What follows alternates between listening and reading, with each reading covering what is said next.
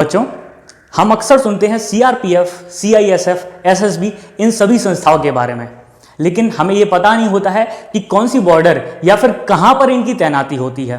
ठीक है, तो सबसे पहले आते हैं कि ये किसके अंतर्गत काम करती हैं। तो कंबाइंडली इन्हें बोला जाता है CAPF, centrally armed police forces. Combinedly इन्हें क्या बोला जाता है? CAPF, centrally armed police force, या फिर केंद्रीय सशस्त्र पुलिस बल।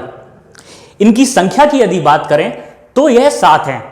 और बच्चों, आपको जानने में हैरानी होगी कि ये सारी की सारी रक्षा मंत्रालय के अधीन नहीं आती हैं, ये आती हैं गृह मंत्रालय के अधीन। ये इंपॉर्टेंट है। ठीक है, अब इन सबको देखते हैं। सीआरपीएफ मतलब central reserve police force, CISF central industrial security force, BSF border security force, SSB सशस्त्र सीमा बल, ITBP Indo Tibetan border police, AR Assam rifles, और सातवीं है NSG national security guard.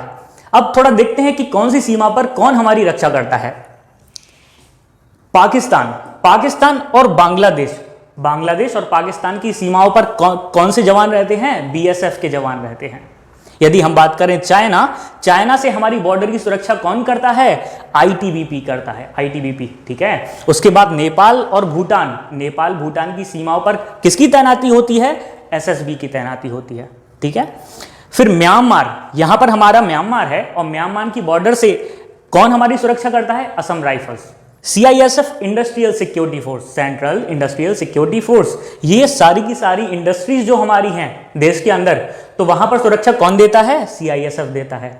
CRPF, जैसे आपने देखा होगा चुनाव होते हैं तो वहां पर हुड़दंग की आशंकाएं होती हैं, तो वहां पर कौन तैनात कर दिया जाता है? सीआरपीएफ के जवान तैनात कर दिए जाते हैं। ठीक है, उसके बाद एनएसजी नेशनल सिक्योरिटी गार्ड, इनका भी बहुत अहम भूमिका है। हमारे देश के जो प्रतिष्ठित लोग हैं उनकी सुरक्षा में एनएसजी के कमांडोज तैनात रहते हैं। तो बच्चों, मैं उम्मीद करता हूं कि आपको समझ में आ गया होगा कि कौन सा बल कहां सुरक्षा दे रहा है हमारे देश की सीमाओं पर।